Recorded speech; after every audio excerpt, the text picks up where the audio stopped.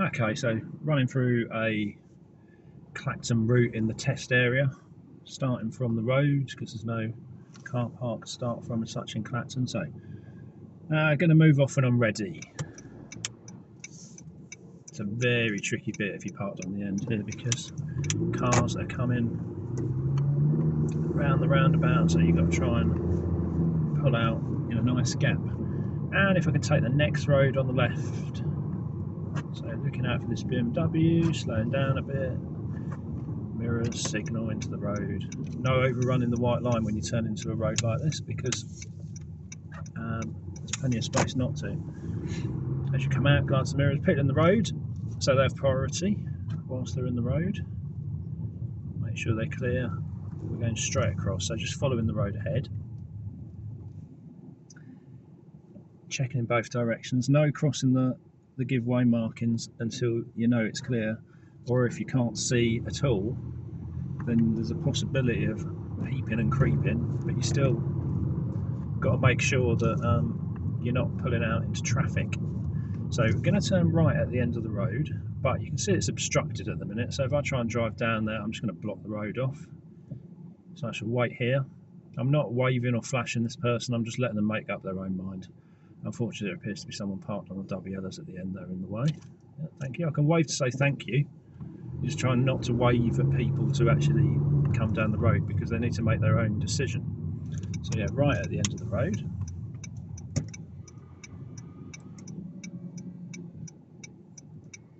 I don't think this car in front nowhere actually going. Really tricky here because of all the parked cars.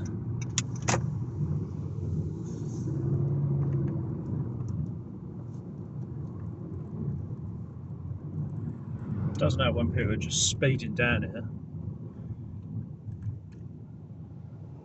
Bearing in mind anyone can pull out and you can't see, so like this Mercedes is reversing out, they can't see anything to their right. I'm just going to slow down. Again, I'm not going to wave them, I'm just going to allow them to get out of the way. And the idea that some people just aim at them and slice across the back and then blame them for it is ridiculous. So again, here you're looking out for the parked cars, people can step out in between them. I've got a chap here running across the road, another one stood next to his car. Just got to keep it really easy, and we're taking the next road on the left.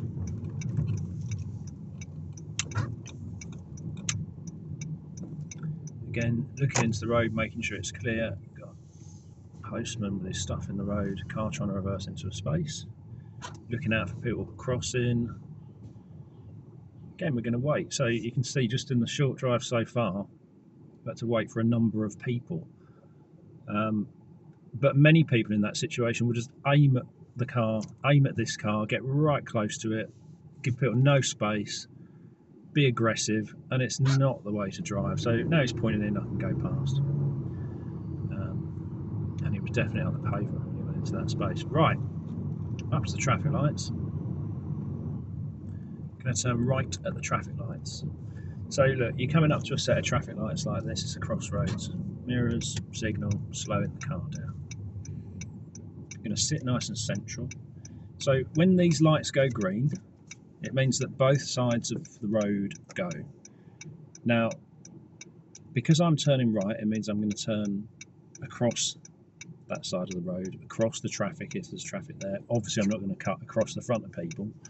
But if there are people trying to turn what is on my left but to their right, like there is, I can see a Ford Fiesta, you've got to work it out with them in what you're going to do. Now most times on this particular crossroads, the person opposite will just slice across quite early, which makes it fairly straightforward. But if they try and drive all the way into the middle, it makes it complicated. So there you go, they've just sliced across and it makes it pretty straightforward for me. I'm going to now turn in.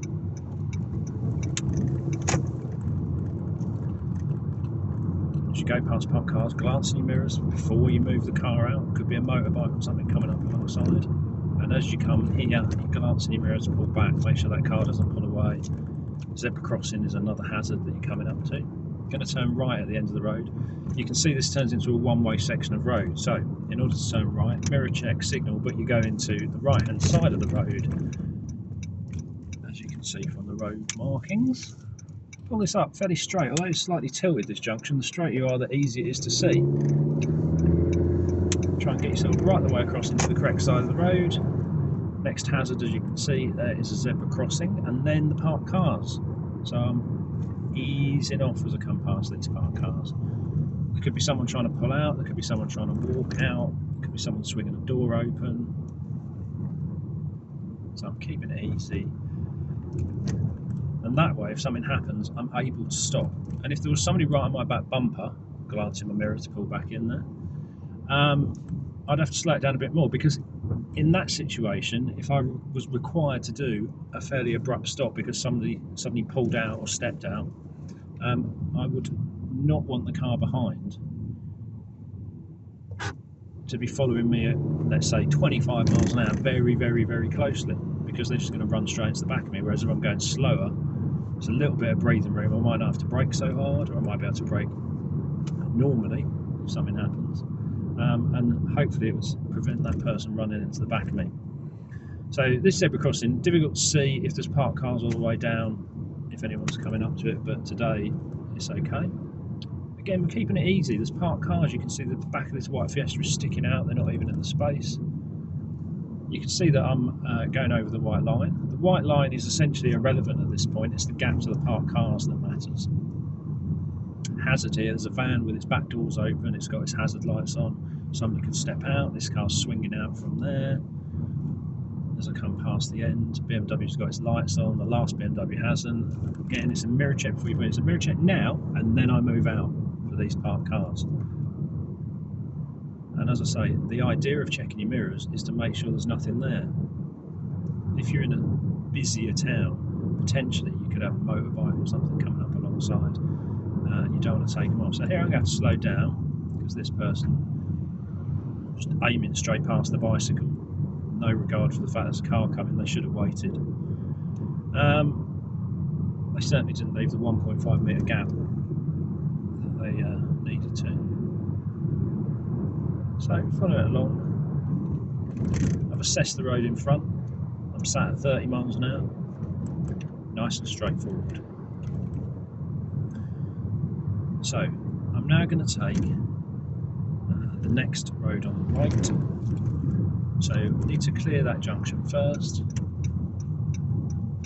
You can see they've sort of moved this over a little bit. You have to be careful here, because the car behind is trying to push past in the bus stop, and then they run out of room, because I need to drive to this point to turn into the road. They didn't slow down, they just aimed through the gap. Now we've got a car coming. Again, I'm going to wave, say thank you because you let me through, and then I'm going to take the next road on the right. Looking into it, making sure it's clear, staying in the correct side of the road. There's no road markings here, and a mistake people make on a road like this is turning into the wrong side of the road before they turn into the junction. Okay, and then I'm going to ask myself to pull up on the left somewhere here. So this would be sort of like a hill start. Generally, if it's somewhere like this, I'll just ask you to pull up somewhere specific. So I'm going to pull up next to this hedge.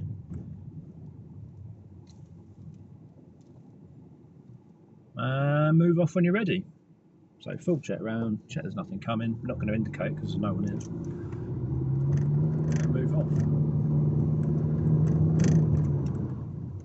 Looking through the corner, looking to see if there's any hazards, looking to see if anyone's walking on the pavement. Eyes scanning up and down the road. Parked car right next to a junction, which is always a bit awkward. Bringing it out nice and easy. Past the post box with its knitted hat on. Keeping it easy through this corner till I can see. Yeah, opens up a little bit.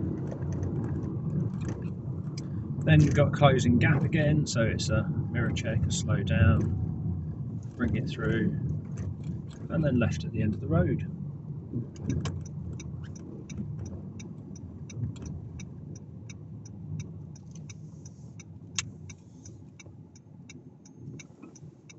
So again, make sure you check both directions clearly.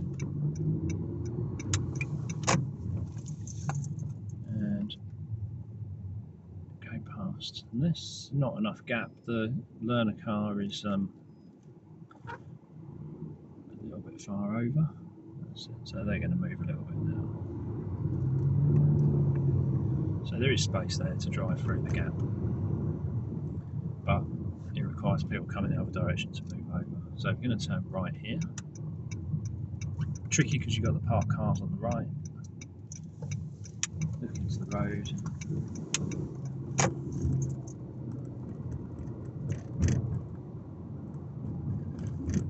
Again, you can see there's two-way traffic. It's parked cars, but there's enough space as long as everyone plays ball and drives correctly. They look like they were going to swing straight in then. Sort of hesitation on their steering wheel. They sort of went to turn and then decided not to. So looking ahead, you've got junctions, keep an eye on the junctions. You've got an entrance to the police station, it's not an exit.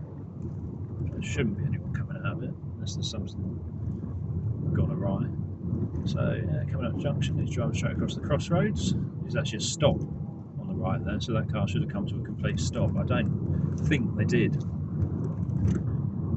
So we carry on straight down, following the road ahead. Bus has got its indicator on, but it's miles away. Person coming onto the crossing, so slowing down. Obviously, because I'm going ahead, I'm using this lane. Bring it right up, and she's clear. Okay, now scanning the roundabout. Literally no one here.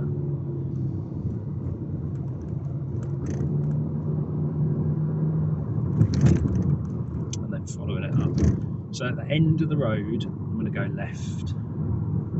So there's a junction just before the end. So what you need to do, check your mirrors, start to slow down a little bit, and then put the signal on after that turning. So normally you should check your mirrors.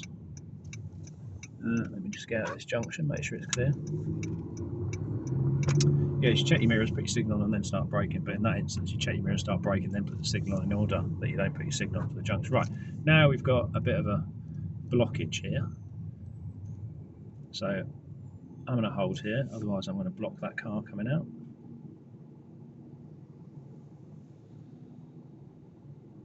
Now it's clear, now I'm going to move off. So I could see that the bus had moved off, which allows me to move into this. So at the exact moment that I moved off, there wasn't quite a gap still, but because I could see the traffic moving, it was fine to go. Keep an eye on this zebra crossing. And this motorbike, it looks like he's going to go on the wrong side of the road and try and overtake, and yeah, he's still trying to push past. See it in my mirrors. Keep an eye on the next zebra crossing. Again, the bus has come to a stop, so all the traffic's getting stuck again.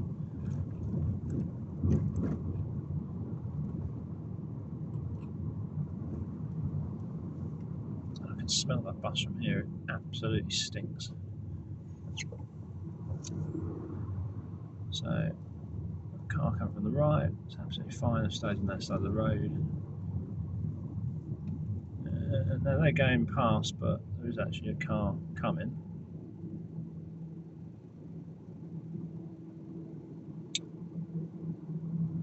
So we're going to wait, still a car coming, and the bus is going anyway.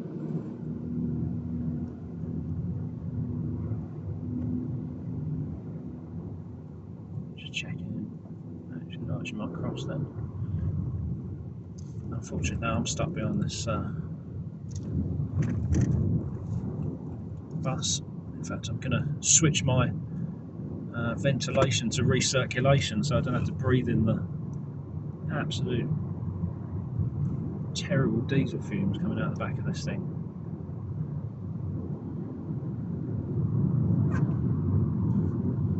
So keep an eye on the zebra crossing. I'm easing off so I've got some vision because I can't see to the right because of the bus. Right now I can see correctly. Carry on. Again, following the road ahead, and thankfully that bus is going a different way because I couldn't stand sitting behind that, driving behind that with the stench that was coming into the car. So follow this along, be careful of the parked cars and things like that alleyway on the left. The woman was actually killed, unfortunately. She cycled out of that alleyway, and there was a lorry. Really horrible incident, but it's the sort of thing that you've just got to be aware of happens. So a little bit of road works, again glance in the mirrors, make sure it's clear. See, as you move out, the cars coming towards you should move over a little bit, give you space, much like you do the same to them, but sometimes they don't. Okay, and then postman crossing. We're clear. So I'm going to take the second exit.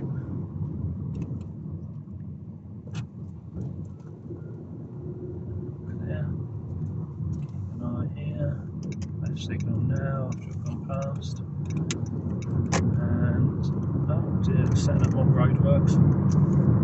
So it's still a 30 limit, still a 30 limit.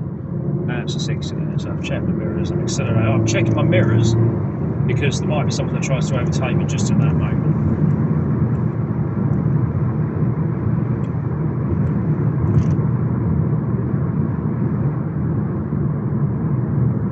So I'm now going to do a right on this roundabout.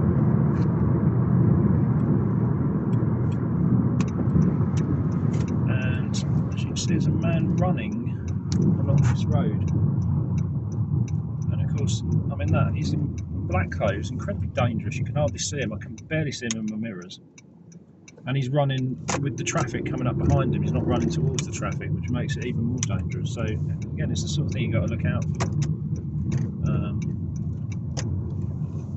And deal with appropriately when you're driving the car. So we're going to follow the road ahead across these roundabouts. Good to go.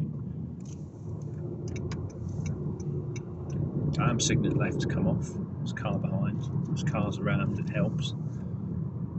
So straight across the next one, slowing it down. You can see there's lanes on the entrance, but to be honest, the roundabout itself is a bit tight to actually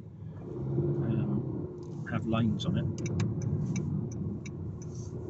So as long as you check your mirrors and make sure it's clear, you can just kind of sit in the middle as you come through the roundabout itself.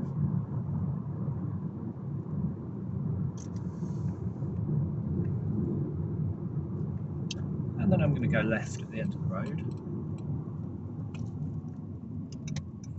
Now, you can see there's a hatch marking. So I'm going to need to wait until it's clear. Obviously, most people will just drive straight over the top of it. Difficult to know really why they've put it there, to be honest, because it just causes a queue of traffic where there doesn't need to be one.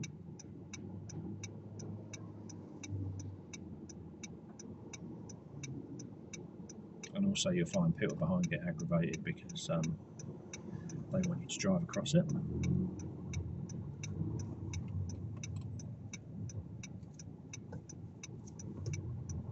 The guy behind is literally trying to push down the left side of my car, and he's waving his arm around angrily because I didn't drive over the hatch mark in his Volvo estate. Okay, let me carry on. So this road's a 40 limit. Get yourself up to speed. As I try and point out with any of this, you know, a test area is where you take your test, and the routes within it vary. There's lots of different routes, different roads, and the idea of, you know, doing videos like this is to show you what sort of road you take on a test. Some of them are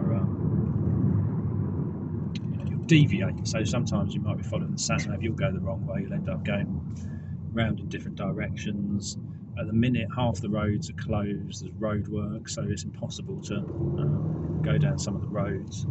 So a test area is the general area, and Clacton has got sort of a compacted test area just because of the geography and the way it's laid out. So here, look, we've got a bicycle. I can see it's clear all the way in front. Make sure this car's clear. Check my mirrors. Pull out, give them a good space. Check my mirrors and pull back in. And then accelerate up to the 40 limit and catch up some of these cars. So maintaining the gaps. And when you do take your test, when you want to go for your test, you need to, we're going to go left on this roundabout, first exit. You know, you've got to be able to drive the car independently, without instruction. And if you can, then doing what I'm doing now would be easy, you know. I'm just driving around in it. It's not difficult, very straightforward. But as I say, if you're in a position where you sort of think, you know what, I'll just go and try and take the test, I'll give it a go, I might pass. It's a bad idea. You're clearly not ready if you're thinking those things, and you need to make sure we're going to go left on this one. You need to make sure you are actually ready. You should be able to pass a mock test. So check in, nothing coming, straight round, down the bypass. 60 limit if it's clear, you should just be getting on with it, getting down the road. Yeah, and the problem is as well, if you then take a test and you fail and you weren't really ready for it, you then end up in this cycle of thinking, well, all you want to now do is book a test and take the test again. And if you fail that, you want to book another test and take the test again, and you lose all interest in actually learning to drive the car correctly. Because now all it is just passing the test. Which is why you need to get to the stage where you are genuinely ready to take the test before actually going for it. You should be at the standard and full licence holder. You should be able to drive the examine around for 30 to 45 minutes without making any mistakes. And you should be able to pull off a manoeuvre. You know, reversing, you should have practiced it enough that it's not a bother. If you're still unsure about what you're doing, reversing, doing manoeuvres, then again, you're not ready to take your test. So, coming off of here, left signal. So when you come into any road, you've got to work out what the speed limit is. Ask yourself the question. This road's 60. I've asked myself the question. I know what it is. You've also got to look at whether it's clear. You've got to look at how fast the traffic's moving, so the car in front, it's no good me accelerating, only to find that they're not going to accelerate. So I'm coming up to this big roundabout, St John's roundabout, and I'm going to take the third exit towards the town centre. Got to slow down for the 30 first. The road starts to split here, so I'm just going to go to a right signal because it's wide enough for me to move to the right hand side. And it is right lane, right signal, and then as you come around, now there is a queue of traffic, so what I'm actually going to do is check my mirrors, put a left signal on, and I'm going to move across, and the reason being is otherwise I'm going to block off traffic. So always got to have a common sense approach to what you're doing with driving, because there, generally you'd stay out to the right and then pull across. But there, that was not practical because I had blocked off the right hand side lane. And then we're going to follow this down. You can see there's a zebra crossing in front. Again, as you're in a bit like this going quite slowly, you need to keep an eye on your mirrors because you can get bicycles and motorbikes. And there is always the possibility of getting people on electric scooters, which are obviously illegal, well, unless you're somewhere where you can rent them, or electric bicycles. And when I say electric bicycles, I mean the ones that have been created so that they don't have to pedal, so they've got an accelerator switch. And I know from experience, having seen some of these bicycles, that they appear to be able to go sort of, well, anything up to about 60 miles an hour. So they're pretty dangerous. So look, we're coming down to a petrol station, there's a junction, I can see a car coming up to the exit of the petrol station, or it's just sat there. Keep an eye, look to see if their wheels move. Same with the junction, so that you can see that silver focus is just moving. This car's like halfway across the road.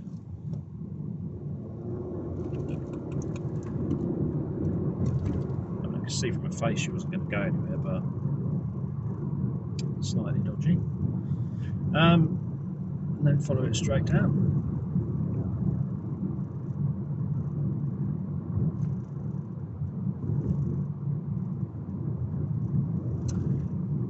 Slowing down, let this car clear the road, keep an eye on this van in case he suddenly fires out because somebody's sort of trying to turn into the road, so they're partially blocking the road.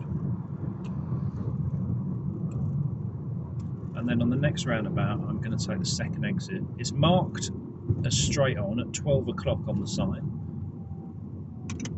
Many people will tell you 12 o'clock means that you use the left lane. Well, you don't here. Use the right lane with the right signal, and what the signpost says doesn't matter. It's the position of the roundabout that matters. So as you can see here, swap to the left signal, right lane, right signal, swap to the left, bring it in. There we go. And there is enough space. It's tight, so you go slower. Anything, wherever the gap tightens, slow the car down. When it opens up, you can drive up to the speed limit. Pretty straightforward rule. If you stick to that, you'll always be alright. We're turning left again. So keep an eye, she's going to cross. Yeah, she's already stuck the wheels of the pram in the road.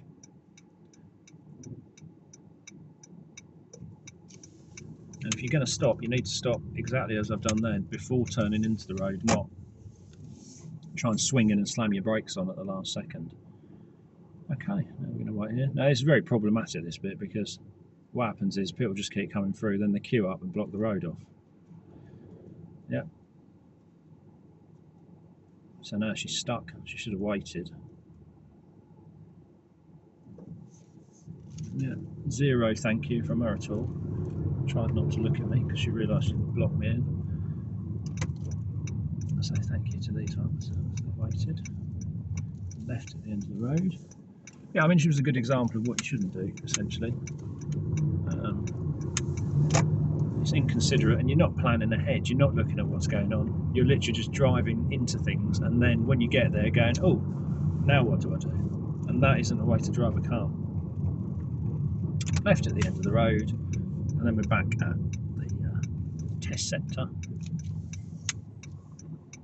This junction can be quite long-winded to pull out of.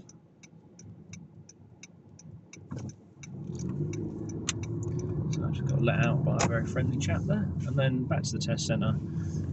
If you finish your test here, you turn left here, person crossing. So you turn left. You can just see on the left there's like a hole in the wall with a gate, and that is the test centre car park.